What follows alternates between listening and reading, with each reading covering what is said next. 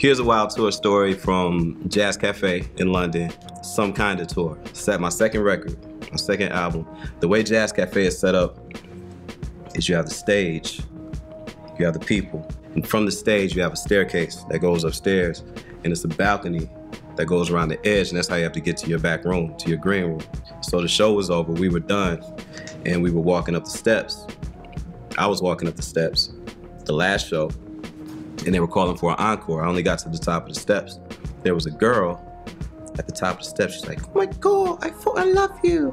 I love you." And she was hugging me, right? So I hugged her back. Like, "Oh, thank you, I appreciate it." So they're calling for an encore, and my keyboard player's like, "Do you want more?" Yeah. So I'm like, "All right, let me get back downstairs," but she won't let me go.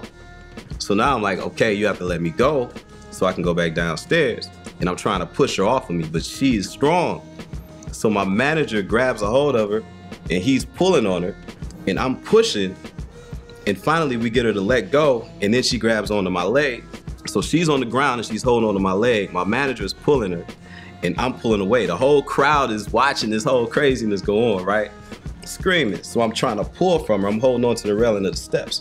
I'm trying to pull away from her. Finally, I get away from her. He pulls her, and I pull away at the same time. So I slipped down about 4 or 5 steps in front of the whole crowd.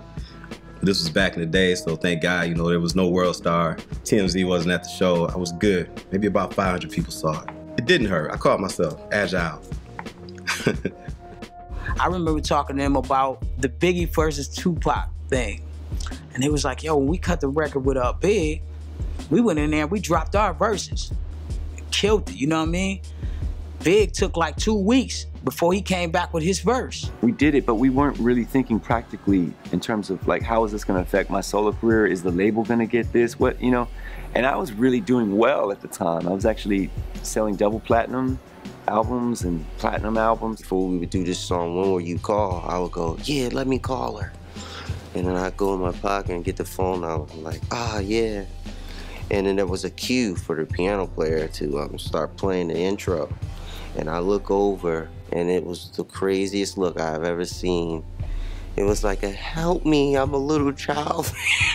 I think, you know, being in entertainment or music, you just have to be ready for the roller coaster. It's inconsistent, and you never know what will catch on.